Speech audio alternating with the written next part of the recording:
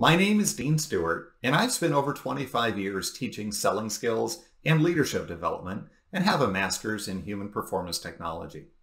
What I've seen in hundreds of situations is that whether a person is selling or teaching, the customer or student benefits most when they like the person delivering the message. So in this video, I want to share 3 steps that I find to be the most helpful in getting people to become more likable.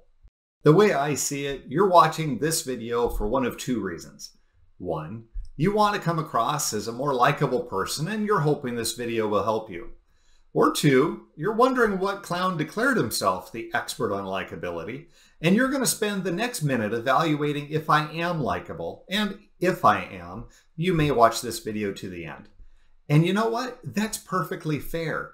We do things like this all the time, and basing decisions on likability probably saves us from getting into some bad situations. For example, when my wife and I go shopping for a major purchase, say furniture or a car, I tend to focus more on the product while she invests at least as much effort evaluating the buying experience. Last year, for example, I was considering buying a particular used luxury car, and the deal in the car looked amazing. But my wife took me aside at the dealership and said she didn't like the salesperson. I'm thinking, who cares? It's not like we're inviting him over for dinner. We just want to get the car and get out of here. You might think she really meant she didn't trust the person.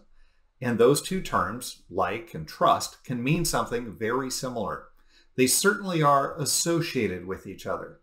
For example, can you think of someone that you completely trust but don't particularly like?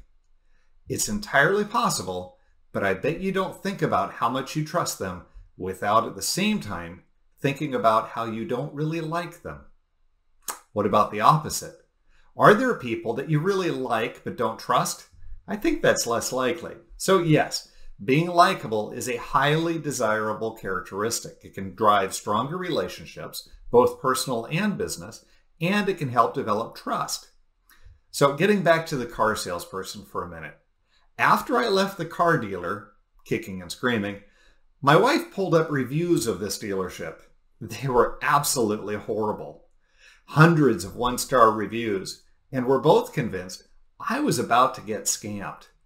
Perhaps it was intuition, but a person's aura of likability is incredibly important, and fair or not, it's often used to evaluate their character.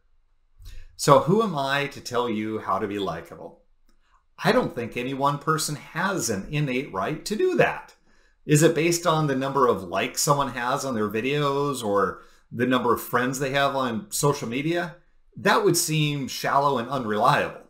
What really matters is not a number, which can only indicate popularity, but likable people have strong relationships, and the right number of those relationships depends on the person.